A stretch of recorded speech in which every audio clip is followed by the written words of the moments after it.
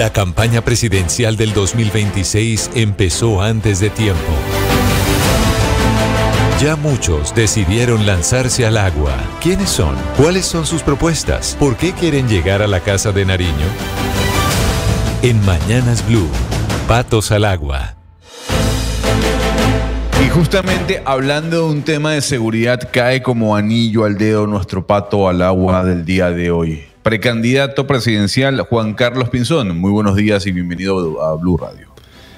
Bueno, muy buenos días, un placer saludarlos a todos, encantado de estar aquí en esta mesa con ustedes, muchas gracias. Precandidato, yo quiero seguir la línea de nuestra conversación en la mesa de trabajo con respecto al actuar del presidente Donald Trump en el Caribe. Si usted fuese presidente de Colombia, ¿usted avalaría las formas que está utilizando el gobierno de los Estados Unidos para dar de baja a estas lanchas?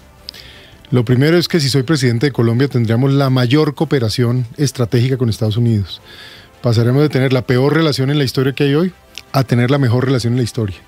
Y volveríamos a tener todo tipo de capacidades de inteligencia, fortaleceríamos nuestras Fuerzas Armadas y trabajaríamos en equipo.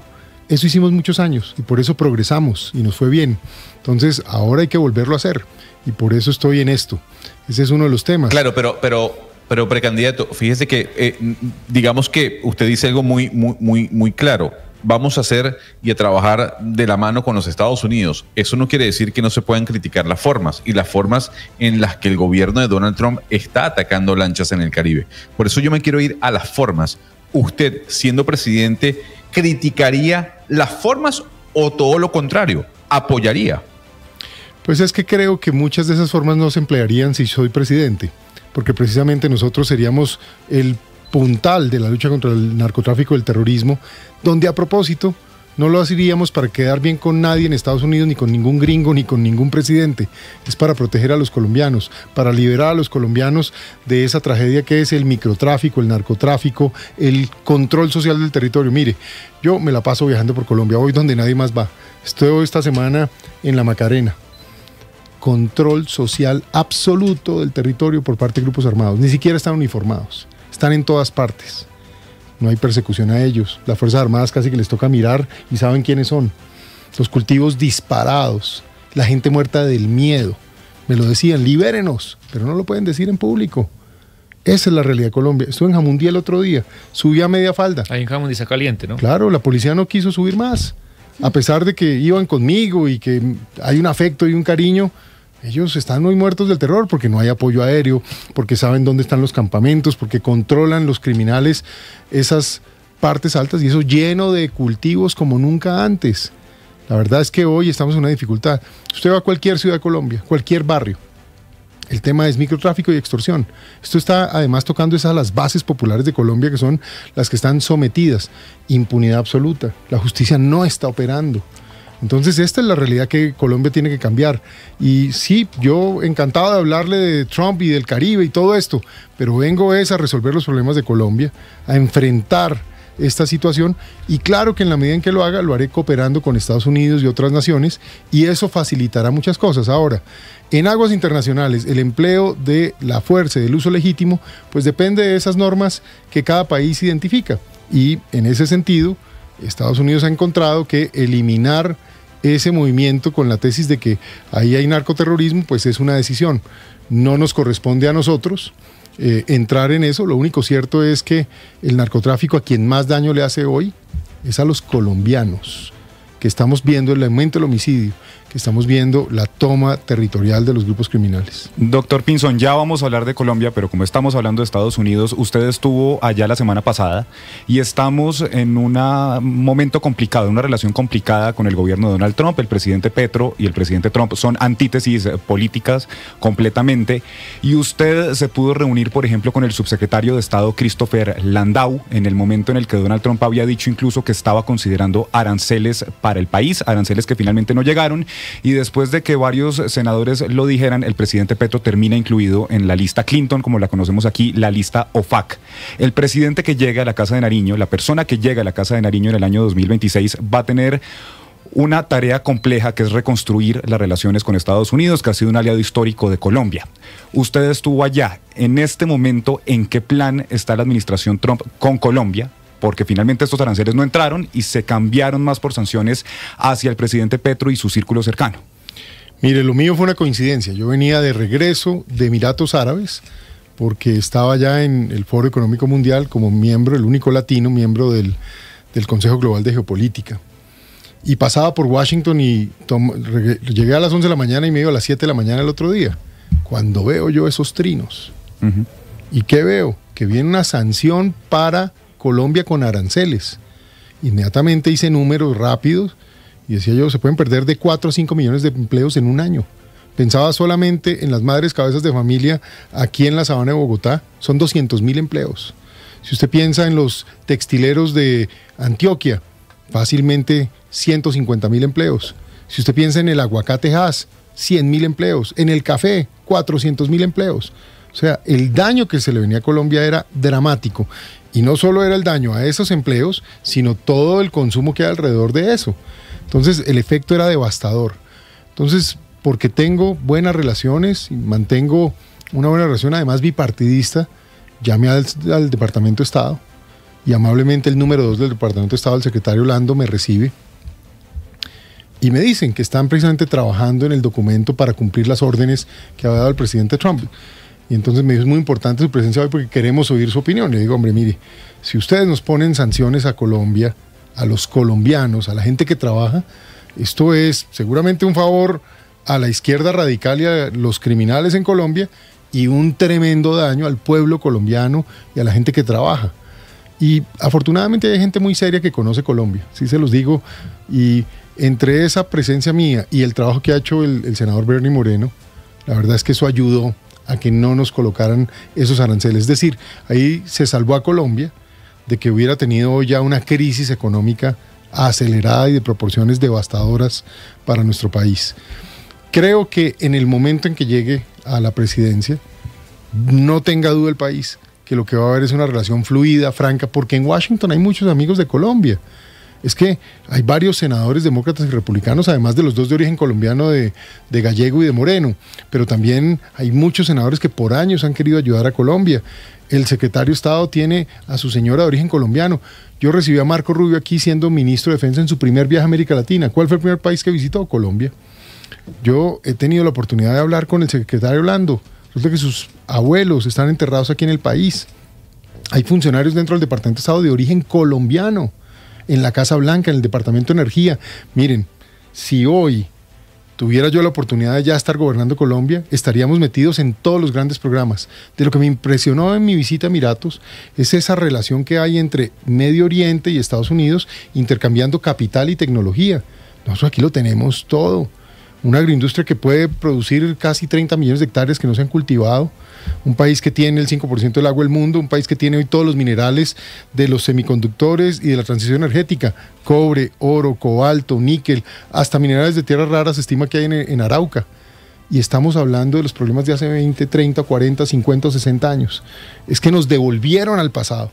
Y yo sí quiero pedirle a los colombianos que no nos resignemos y que reclamemos el futuro. Y vengo a eso, a ponerle orden a Colombia, pero para reclamar un futuro que genere riqueza, que combata la pobreza. Dice usted que nos devolvieron al pasado y muestra de eso es la terrible situación que estamos viviendo en el Catatumbo y en norte de Santander, donde podría decir uno que el orden público está al garete. Se habla de toda la mezcla de grupos armados, guerrilleros, en fin, y pues el narcotráfico y las hectáreas de coca disparadas. Nada más en Cúcuta ayer hubo 3 hechos de sangre, un hombre asesinado, 2 hombres asesinados y un artefacto explosivo. La gente de ese departamento está pidiendo respuestas. Usted fue ministro de Defensa. ¿Cuál va a ser su plan para retomar el Catatumbo y para ayudar a esa frontera que está descuidada? Lina, un poquito de historia. En los años en que yo fui ministro de Defensa, allá creamos la Fuerza Tarea Quirón, perdón. Allá está, Vulcano. Quirón es en Arauca. Vulcano. Allá la creamos. Se dieron 2 brigadas móviles adicionales. ¿Y eso qué efecto generó? Todos los jefes de grupos armados que había allí fueron abatidos. Me acuerdo de Danilo, que era un tipo contemporáneo de Tiro Fijo, comandante del Frente 33. Rogelio, el jefe de la seguridad del tal Timochenko, allá cayó también. Me acuerdo que le decían el negro Eliezer, jefe de la columna móvil de las FARC allá. Un tal Megateo, que era el terror allá, hasta que lo cazamos. Pero ¿cuál es la expectativa? que llegara el desarrollo económico y social, las vías. Yo ordené llevar un batallón de ingenieros al Catatumbo y comenzó la vía Tibula-Gabarra. Hasta el día que me fui iban 5 kilómetros. Acabo de ir a Cúcuta hace unas semanas. ¿Saben cuántos kilómetros van de 50? 23. Se robaron 10 la años plata, después. eso tiene muchos temas 10 de años corrupción, después. además. Entonces dice uno, pues claro, esto quedó totalmente expuesto. ¿Qué pasó además recientemente? El ELN hoy es una organización paramilitar al servicio del régimen de Maduro. Operan para controlar la frontera. Esa gente necesita plata hoy. ¿Qué hicieron? Pues se metieron a territorio colombiano, derrotaron a los terroristas que había allí en las FARC, porque no era ni el Estado colombiano, pero pues, imagínense esa falta de Estado, y tomaron control de esos territorios para coger toda esa coca, que son 60.000 hectáreas, y generar toda esa producción con proyección a Venezuela. Esa es la realidad en donde estamos hoy. Pero entre más hablo, es más aterrador. ¿Qué me preocupó? Estaba en la ciudad de Cúcuta y esos son Lamborghinis, BMs, Ferraris. Sí. Pero es lo mismo que veo en Neiva, pero es lo mismo que veo en todo el país. Y si fuera que es que hay inversión, que el país está prosperando, que el crecimiento económico está al 8% y que hay inversión en nuevas tecnologías y más, uno dice, eso es lo que quiero para toda Colombia. Pero cuando esto es en esas regiones, estamos a merced. El pueblo colombiano está a merced hoy de los bandidos. Sí. Y esto no puede ser más, porque es que la gente está viviendo hoy llena de miedo y sometida. Exministro, hacemos un paréntesis para hablar de mecánica política y usted, claro, ya tiene el aval del Partido Oxígeno de Ingrid Betancourt, pero también se ha escuchado acercamientos con el expresidente Uribe y con otros sectores. Finalmente, ¿usted en qué sector va a jugar? ¿A qué consulta, en qué consulta va a participar? ¿Con quién va a hacer alianzas políticas? Porque lo que se dice es que a un candidato le va a quedar muy complicado ganar solo en la próxima contienda por la presidencia. Nadie puede llegar solo hoy a la presidencia de Colombia. A propósito, estamos frente a un reto de carácter nacional. Necesitamos unirnos y yo vengo a unir al país. Vengo a unir a los sectores que estamos totalmente alineados en defender la democracia, defender la libertad, defender el desarrollo económico y social, defender y proteger a nuestras fuerzas militares y policía y recuperar la reputación y la credibilidad de Colombia en el mundo. Y somos millones los que estamos en eso. Y en el mundo político muchos candidatos están en eso. Yo soy amigo y defensor de una gran consulta en marzo, de una coalición democrática que precisamente genere un candidato muy fuerte y que me permita a mí ganar en primera vuelta para tener un mandato claro, porque son muchas las reformas y los ajustes que vamos a hacer. Esto no va a ser fácil. Por eso el presidente que llegue tiene que ser una persona que ya esté aprendida, no puede improvisar, tiene que tener un plan, tiene que tomar el mando de las Fuerzas Armadas y el liderazgo de Colombia entera desde el primer minuto. Pero ¿a quiénes ve usted en esa consulta, en esa gran consulta, doctor Pinzón? ¿Usted a quiénes ve? ¿Usted se ve al lado de quién compitiendo por ser el candidato único de esa gran alianza? Por eso prefiero definir criterios, porque a esta altura yo ponerme de juez de a quién sí y a quién no, no me parece. A mí los criterios sí son la defensa de la democracia, la libertad, el desarrollo económico, las instituciones y ciertamente la reputación. Pero estos van a decir yo estoy ahí. Muchos van a estar ahí. Claro. Muchos, y eso es lo que yo quiero, es que de eso se trata, porque si yo me pongo a decir estos sí, estos no, pues ¿cuál coalición vamos a armar? ¿Qué creo yo que sí es muy claro? Pues los que no defendieron la democracia, los que han facilitado el fortalecimiento criminal, los que han destruido la reputación de Colombia en el mundo, pues difícilmente van a ser los que pueden estar en este ejercicio. Pero por eso creo yo que esa es una muy buena frontera que permite una coalición muy amplia, una coalición democrática por Colombia. Doctor Pinzón, el martes se oficializó su aval por el Partido Oxígeno junto a Ingrid Betancourt y estuvieron el miércoles recorriendo la Macarena ustedes dos. Si le parece, recordemos ese momento. Estamos aquí en La Macarena y fue en su momento el centro de despliegue del grupo terrorista FARC. Tú estuviste ahí secuestrada, maltratada, humillada, ofendida, pero con una dignidad increíble. Gran dignidad la tuya. La del país. El miedo ya no nos puede definir. Y yo creo que también es algo que le tenemos que decir a Colombia. Yo estoy contigo acá porque me siento tan segura. Y yo sé que Colombia se va a sentir segura en tus manos. Vamos a hacer todo lo que haga falta. ¿Por qué termina ahí con Ingrid Betancourt? Usted en la presentación del aval hablaba que hubo un desacercamiento gracias al expresidente Álvaro Uribe. Y le pregunto, ¿de pronto le suena a Ingrid Betancourt de fórmula vicepresidencial? Lo primero, sí, el presidente Uribe fue quien nos conectó, porque si bien es cierto, nos reconocíamos, no nos conocíamos. Y fue el presidente el que amablemente generó ese contacto y estableció ese vínculo, y tuvimos muchas conversaciones donde me encontré que había alineación. Yo como una persona que ha enfrentado a los criminales y los ha derrotado, y ella como una víctima que hoy se siente muy frustrada de ver el país en este descenso, en este deterioro. Y ya encontramos muchos puntos en común en el tema del desarrollo económico, de la oportunidad de desarrollo social, del prestigio que tiene que tener el país, de la posibilidad de luchar para que los colombianos tengan una mejor situación y una mayor dignidad en sus vidas. Y por supuesto en oponernos a la impunidad y a la sensación de que los victimarios hoy son más importantes que los colombianos y que sus víctimas.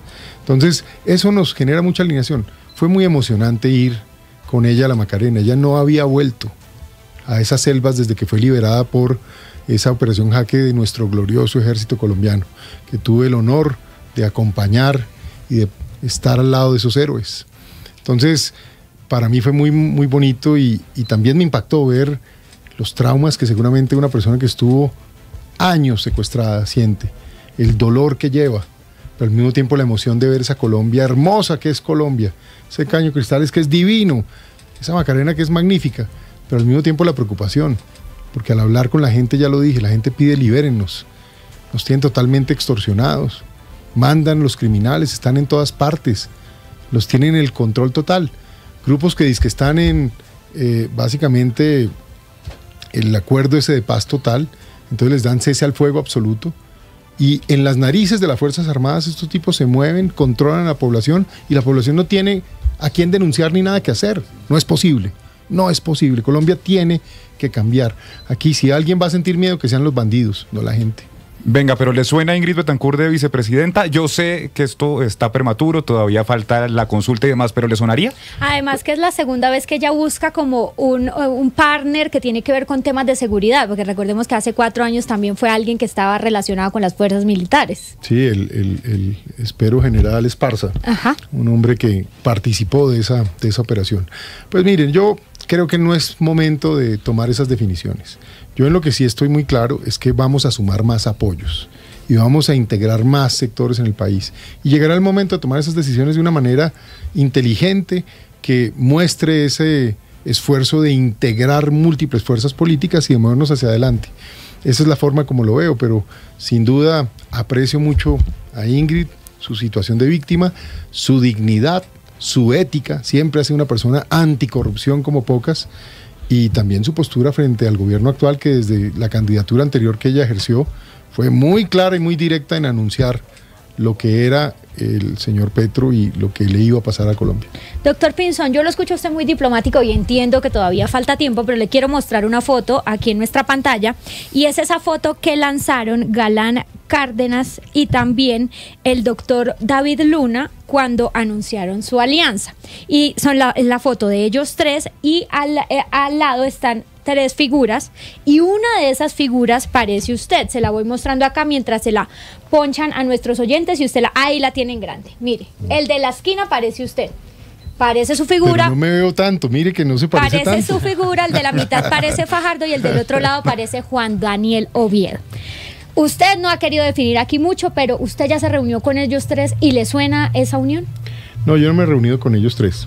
Con David tuve una conversación hace unos días, con Juan Manuel me había tenido una conversación también aparte, y a Mauricio lo vi en Cartagena hace como unos 4 meses.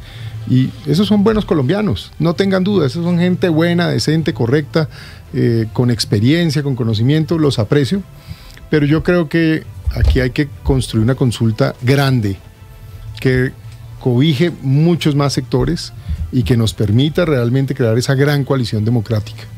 Entonces, por supuesto que estoy en esa disposición de hablar con todas las personas que están en esa condición, pero al mismo tiempo también no quiero que esto se vuelva una cosa de puertas cerradas y de solamente liderazgos de personas. Ojo, esto es con el país.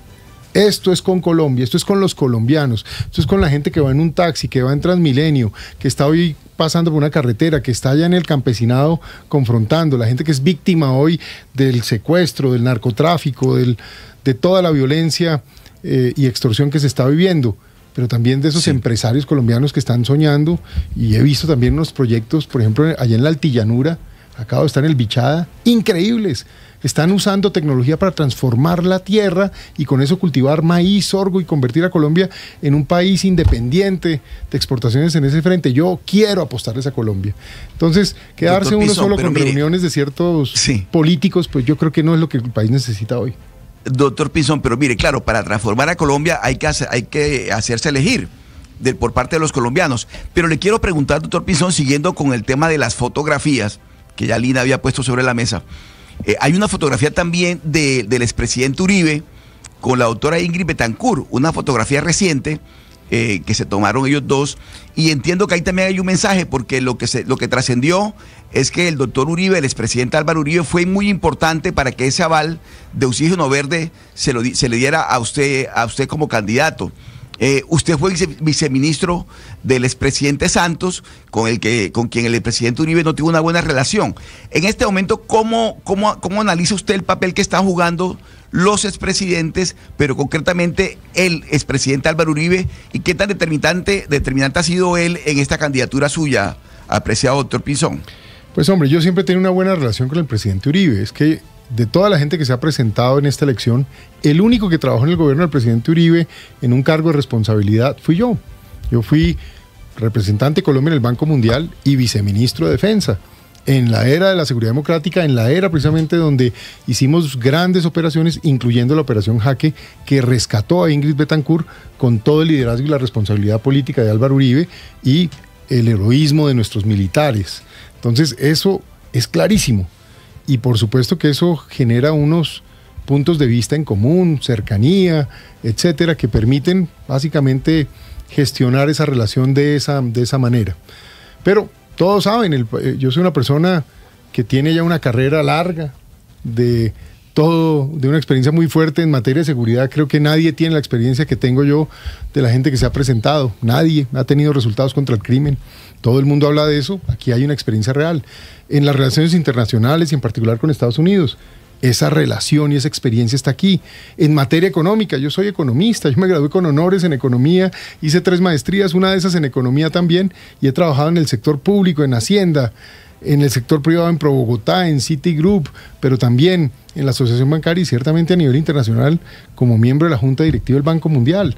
Yo entiendo el tema económico, el problema fiscal que tenemos, pero también sé crear empleo, generar desarrollo, promover la inversión en un país como Colombia. Por eso estoy en esto. Y aunque la gente a veces no lo sabe, a mí ya me tocó manejar un régimen de salud. El sistema de salud de la fuerza pública lo manejé, 4 millones de personas. Lideramos la construcción de más de 9 hospitales, la compra centralizada de medicamentos, en fin, esos temas no me son ajenos en un momento como este. Y por supuesto el tema de educación, vengo de ser profesor en quizá la mejor universidad de pregrados del mundo en Princeton, en economía política y temas de seguridad nacional, y vengo muy claro en la necesidad de una reforma al modelo educativo que acerque a los colombianos a oportunidades de generación de ingreso. Entonces, me encantó ver esa foto, me parece muy buena cosa para el país. Pero mire, doctor Pinzón, bueno, usted ha dicho que es muy cercano al expresidente Uribe, pero le quiero preguntar, ¿qué tan cercano es del expresidente Santos? ¿Qué tan cercano? Usted fue viceministro de él, ¿qué tan cercano es en estos momentos? Hoy no tengo cercanía alguna, Oscar. Yo llevo 8 años sin hablar con el doctor Santos. Trabajamos muy bien muchos años. Él fue un gran ministro de Hacienda, yo trabajé con él. Fue un gran ministro de Defensa, tanto así que el presidente Uribe lo seleccionó para ser el presidente. Y por eso los colombianos en su mayoría votaron por él. Y ahí nos fue muy bien en los primeros años. Y hay programas muy importantes del gobierno del presidente Santos. Serpilo Paga, las 5G de Germán Vargas. En fin, hay muchas cosas que se hicieron. Pero cuando llegaron temas de la paz y empezaron las concesiones inaceptables, yo tomé posiciones. Y la distancia fue creciendo hasta el punto en donde hoy pues no hay relación. Eso es así de claro. Ahí veo que hay gente que lo ataca a uno y que le inventa cuentos. No crean cuentos, aquí les estoy diciendo las cosas como son y con la claridad. Si algo a mí me caracteriza es decir las cosas de frente, clarito, en español, que la gente sepa lo que hay aquí, transparencia absoluta. Doctor Pinzón, sí, su sello es la seguridad y la defensa. Yo no sabía que usted era economista, no tenía ni idea. Ahí le cuento. Yo creo que muchos colombianos no lo saben. Y yo creo que por eso ganó Gustavo Petro, ¿sabe? No digo que sea bien o mal, pero él creo que en el 2022 direccionó su campaña en eso. Y en el tema económico, ¿cuáles van a ser los ejes de su campaña? Porque si bien hoy hay muchos problemas, también creo que es honesto reconocer que hace 4 o 5 años también había muchos problemas. Entonces, su gobierno en tema económico, ¿qué reformas tendría? ¿Cuál será el eje de su campaña? Sebastián, yo estoy obsesionado con acelerar la inversión en el país. Si Colombia sigue una tasa de inversión del 16% como está hoy, el país no tiene futuro. Y ahorita estamos hablando del ahorro. El ahorro está en 8% del PIB. El ahorro está en 8% del PIB. Esa explosión que le hicieron al sistema de pensiones, la inexistencia del mercado de capitales, es un suicidio para Colombia. Y son cosas que la gente en el día a día no ve, pero que yo hoy le quiero decir a los colombianos. Cuando no hay ahorro y no hay inversión, no hay carreteras, no hay infraestructura, no hay vivienda. Y fuera de eso, en materia básicamente de política social, que se supone que era la bandera de este gobierno, sí, hay una destrucción. Destruyeron el sistema de salud, más gente muriendo, menos gente atendida. Destruyeron el sistema de pensiones. Básicamente le expropiaron hoy las pensiones a quienes ahorraban y tampoco le van a dar una verdadera pensión a la gente, sino ni siquiera es un cuarto de un salario mínimo. Y en adición a eso, ve uno lo que pasó con el ICETEX, que era la oportunidad, el ascensor social, la educación para la gente de bajos ingresos. Acabaron con los créditos. ¿Pero qué reformas económicas tendría su gobierno? En el Congreso, ¿qué reforma le gustaría impulsar? De inmediato vamos a llegar con un estatuto de inversión. Y el estatuto de inversión, por supuesto que habla de zonas de libre comercio y zonas francas, y habla de exenciones de impuesto de renta para nuevas inversiones, en temas como agroindustria, en temas como turismo, en temas como minería, hidrocarburos y, por supuesto, infraestructura. Todo lo que sea inversiones nuevas que generen empleo van a beneficiarse por eso por un periodo de 5 años. Eso va a llevar la tasa de inversión de Colombia muy rápido de 16 a cerca de 30%. Claro, por el otro lado tenemos que trabajar en seguridad. Por el otro lado hay que trabajar en otros temas, reforma clave, y que hay que acordarla con las Cortes. Todo lo que tiene que ver con consultas previas, que son muy importantes y un derecho, pero que se convirtieron en un obstáculo. Eso hay que manejarlo bien. Y las consultas ambientales, hay que cuidar el medio ambiente, pero no podemos estar en un país en donde los falsos ambientalistas básicamente protegen los cultivos de coca y la destrucción del medio ambiente con la minería ilícita del oro, pero se oponen al desarrollo sostenible con reglas claras que permitan la generación de riqueza. Claro. Pienso crear un fondo soberano que permita que la producción adicional de petróleo, carbón y por supuesto oro, cobre. Colombia puede ser hoy uno de los grandes reservas de cobre del mundo en el momento crítico. Terminen parcialmente en un fondo soberano que tiene 2 componentes: un ahorro para generar inversión en tecnología futura que le genere riqueza a los colombianos de largo plazo, y pago de cuentas pensionales a título individual, de modo que prácticamente le llegue un cheque a cada colombiano, sobre todo de las regiones productoras, para su cuenta pensional. Gonzalo, vea usted, eso es lo que hace Noruega. Sí, llama mucho la atención la estrategia que plantearía el precandidato Pinzón si llega a la presidencia. Precandidato, hay algo que me llama la atención viéndolo desde afuera, y le hablo desde Panamá, y tiene que ver con el afán que tienen los gobiernos del país en crear o en reformar los tributos. Iván Duque, Gustavo Petro, ¿usted plantearía una reforma fiscal a la llegada de su gobierno? Primero hay que pensar en un ajuste muy, muy cierto. Mire, el país lo vamos a recibir con 8% de déficit fiscal, para que le quede claro a los colombianos que nos escuchan. De cada 100 pesos que recibe el gobierno se gasta 108. Eso es insostenible, simplemente insostenible. Entonces, ¿qué ocurre? Hay que reducir esos gastos para que haya un balance fiscal. Hay que generar unos ingresos adicionales. Yo siempre he creído que la mejor generación de ingresos es el crecimiento económico, y por eso estoy obsesionado con promover y fortalecer un choque de inversión que sea histórico para el país. Y vamos a tomarnos esos riesgos. Vengo de mirar esto en Finlandia, en Emiratos Árabes, en Singapur. No le tengamos miedo a estas zonas económicas especiales que aceleran la inversión y que generan oportunidades de crecimiento. Y más aún en una relación extraordinaria que podemos tener con Estados Unidos, en ese proceso que sigue ocurriendo de la relocalización de empresas de Asia a América Latina. Colombia y México son los 2 países mejor posicionados. Aquí no lo hemos aprovechado, no hay plan para eso.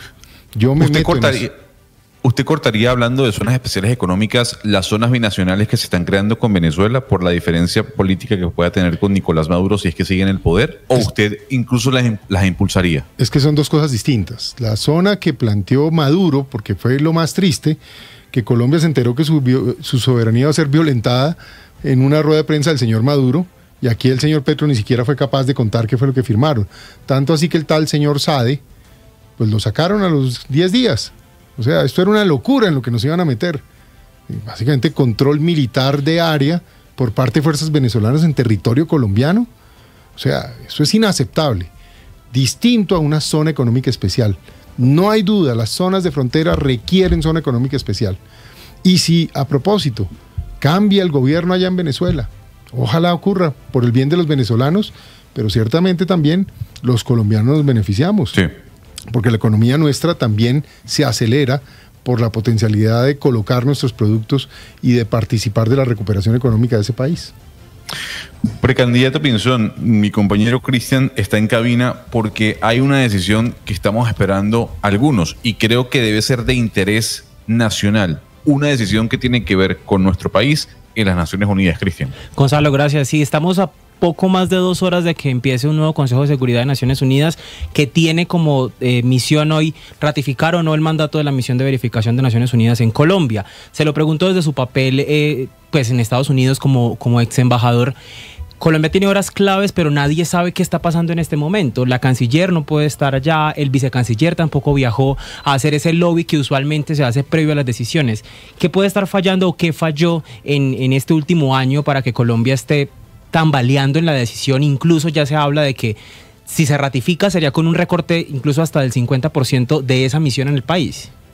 Es que es muy triste lo que ha pasado en el manejo de las relaciones internacionales, en todo, ¿no? Porque hay un deterioro en seguridad, un deterioro en salud, un deterioro en pensiones, un deterioro en inversión en infraestructura, un deterioro en vivienda y ciertamente también en relaciones internacionales. Esta gente ha manejado esto solamente desde una óptica ideológica y desde una óptica personalista. Yo a veces siento que al presidente no le importa Colombia, sino le importa su ego. Y entonces ha metido al país en un desprestigio. Es que yo le digo, mire, ahora que volví a Washington o cuando estuve allí en Emiratos, que había gente de todo el mundo, tuve conversación, por ejemplo, con un ex primer ministro de Noruega. No digo el nombre, pues, para que me da pena con el señor, y estoy siendo infidente, pero él me dijo, lo de su país es aterrador. Y no propiamente este era un señor de derecha. Les digo, es un señor socialdemócrata europeo que me dice, es que lo de Colombia, ya, que era un país serio, que era un país que trabajaba por los grandes temas internacionales, hoy es visto como una burla. Nos volvimos un meme. Eso va a cambiar. Colombia va a tener un presidente que es recibido en todos los escenarios mundiales, pero no para él, para servirle a la gente, para que de allí salga comercio, soluciones, recursos. Mire, siendo yo embajador, cada año que era embajador lográbamos o que entrara un producto agrícola, o que consiguiéramos más inversión, o que nos dieran más plata en el Congreso. Pero ¿qué me tocaba hacer a mí? Yo visité 360 congresistas de los Estados Unidos en esos años que estuve allá. Pues ¿qué me la pasaba yo haciendo? Es que era mi trabajo. Haciendo lobby, ¿para qué? Para que lleguen cosas aquí al país. Platica, inversión. Fíjese que hablando de platica, precandidato Pinzón, uno de los grandes problemas que tiene Colombia y tiene parte de América Latina es el enorme gasto público, ese megaestado en el que se ha convertido Colombia. Y eso tiene que ver también con la cantidad de empleados, de funcionarios. Yo le hago una consulta. Si usted llega a ser presidente, ¿usted reduciría el tamaño del Estado eliminando algunos ministerios? Y si es así, ¿cuáles eliminaría? Vamos a fusionar 5. 5 nada más. 5 que implica que 5 se acaban y que pasan. ¿Cuáles se acabarían? Por ejemplo, hay que volver a la tesis de protección social. No podemos seguir con un Ministerio de Trabajo, un Ministerio de Salud, cada cosa por su lado, porque resulta que son los mismos fondos.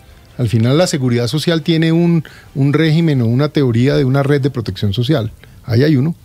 El tema de medio ambiente, minería, agua, ahí hay otra oportunidad también de fusión. El tema de cultura, educación, deporte.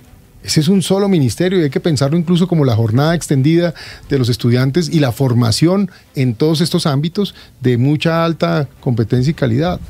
Entonces, aquí hay oportunidad de hacer. Hay que eliminar varias entidades.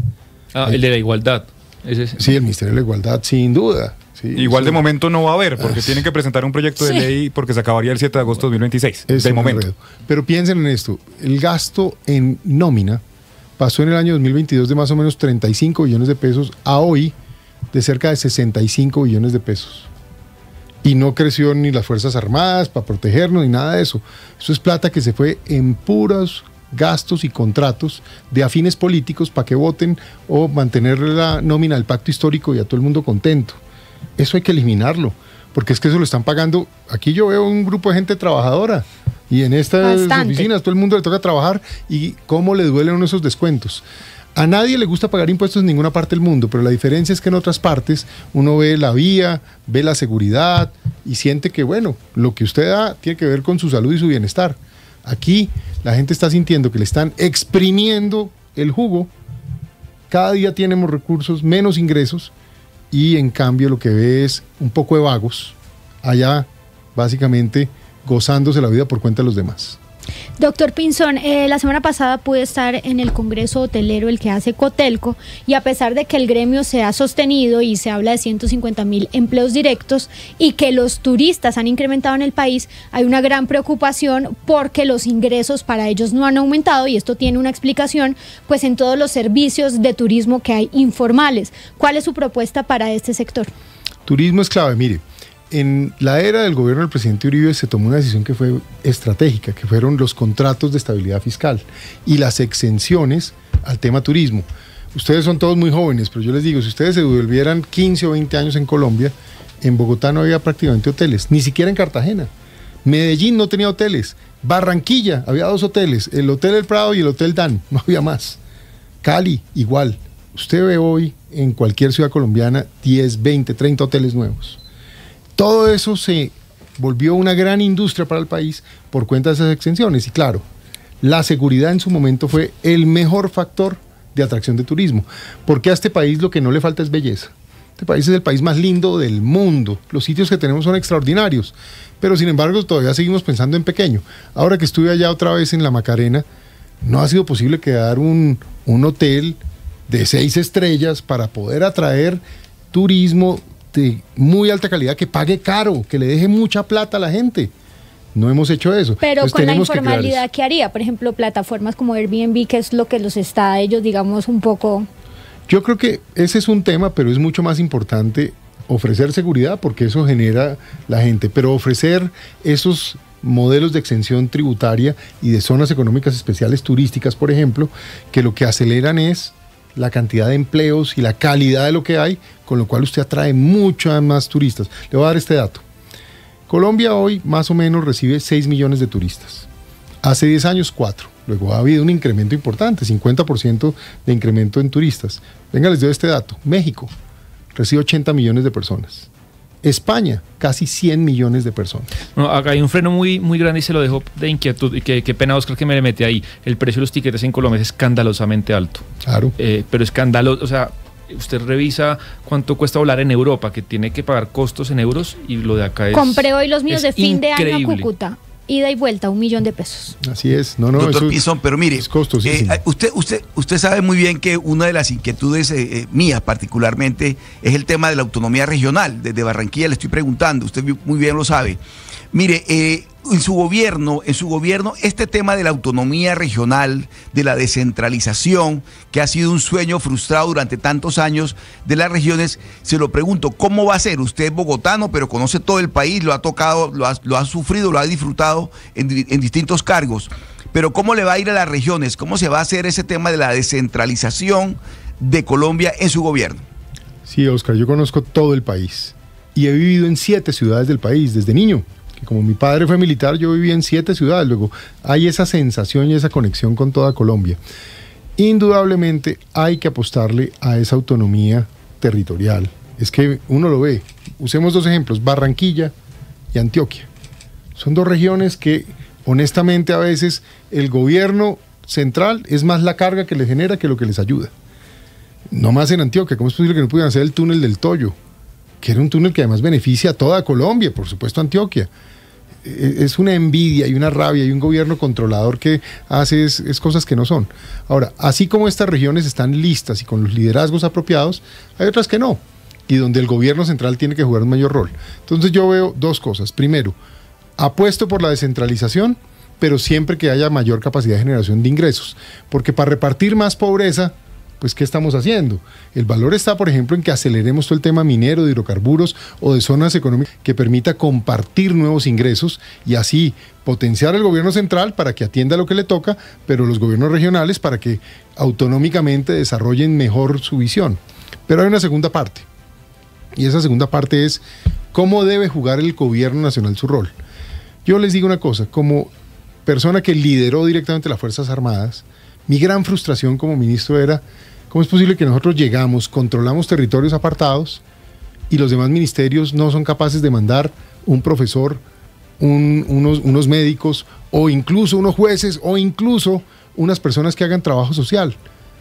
Hay que crear en distintas regiones oficinas o sacar ministerios de Bogotá, si es del caso, y mandar un viceministerio de turismo para Cartagena y eventualmente hay que mandar un viceministerio de agricultura para Villavicencio y un ministerio de comercio exterior para Cali, para proyectar el Pacífico. No le temamos a eso. Yo voy a tomar decisiones agresivas, sorprendentes, que conecten a Colombia integralmente. Integralmente. Doctor Pinzón, me queda tal vez una última pregunta ya antes de despedirlo y agradeciéndole mucho este tiempo que sacó para acompañarnos en Mañanas Blue y tiene que ver con relaciones internacionales. Nosotros terminamos el gobierno de Iván Duque con unas relaciones diplomáticas rotas con el régimen de Nicolás Maduro. Apenas llega el presidente Petro, se restablecen en agosto de 2022 y algo que ha dicho el presidente Petro a lo largo de estos años es que no es lo mismo hablar de Venezuela siendo Estados Unidos o siendo Argentina que compartiendo más de 2.200 kilómetros de frontera. Si usted gana las elecciones, si llega a la Casa de Nariño el 7 de agosto de 2026, ¿qué pasa con las relaciones diplomáticas con Venezuela? Y en este momento, puede que eso cambie de aquí a allá, pero en este momento está Nicolás Maduro en el Palacio de Miraflores. ¿Qué va a pasar ahí? Porque tenemos 2.200 kilómetros de frontera y pues somos vecinos. Yo no voy a romper relaciones con ningún país. Colombia es un país que tiene que tener una relación diplomática con todo el mundo. A propósito, la diplomacia es la capacidad de hablar hasta con los enemigos. De acuerdo. De eso se trata. Entonces yo no tengo problema en que tengamos conversaciones francas, directas, sobre los intereses de cada país, pero yo no puedo perjudicar a miles, millones de colombianos que viven en la frontera entre Colombia y Venezuela simplemente para darme gusto ideológico. Eso no va a pasar. Y vamos a buscar relaciones consulares, y vamos a buscar el manejo. Claro, si hay un cambio de gobierno en Venezuela, pues además habrá una relación muy estrecha con ese nuevo gobierno que nos permitirá además beneficiarnos mutuamente y pensar binacionalmente en un destino común que nos une por siempre. Pero de otra parte, voy a restablecer las relaciones diplomáticas con Israel, pero en el segundo. Yo trabajé muy bien con Israel. Mucha de la tecnología militar, de la inteligencia, incluso de las tecnologías diferentes a lo militar, están en Israel. Olvídese que no vamos a aprovechar esa relación cercana que yo tengo para que eso le sirva a Colombia. Y con Estados Unidos ya les dije, vamos a tener la mejor relación de la historia. Eso es lo que va a pasar. Entonces, el país sí va a trabajar para tener buenas relaciones diplomáticas. Nosotros tenemos que mirar ya a la India. La India es el país más poblado del mundo, no hacemos nada con ellos. Yo quiero llevar una gran misión económica, comercial, cultural a la India y establecer un gran vínculo entre Colombia y la India. Somos complementarios. Lo propio con Malasia, lo propio con Indonesia y con China. Pero por supuesto, yo quiero que nosotros exportemos a China, no seguir importando, porque es que un déficit comercial de 12.000 millones de dólares, pues así no vale. Y además que además nos golpean las industrias con contrabando de textiles, de calzado, pues me parece terrible. Pero sí creo que hay que tener una relación buena con la China en todo aquello que sea comercial y ciertamente en seguridad nacional, pues vamos a priorizar la relación con Estados Unidos, el Reino Unido, Israel, España, las democracias del mundo, que son afines a nuestro sistema de gobierno y nuestra cultura y valores. Nuestro pato al agua al día de hoy. Doctor Juan Carlos Pinzón, muchísimas gracias por estos minutos. Feliz puente y feliz Halloween, si es que lo celebra. Pues muchas gracias, que todo el mundo celebre bien. Ojalá no haya violencia, ojalá la gente esté tranquila. En medio de toda esta dificultad, yo lo único que deseo para el pueblo colombiano es el bien, es que nuestro pueblo esté bien, que Colombia esté bien, que la gente esté bien. Un abrazo para todos, muchas gracias. Muchas gracias a usted. 11:57 de la mañana. En Mañanas Blue, Patos al Agua.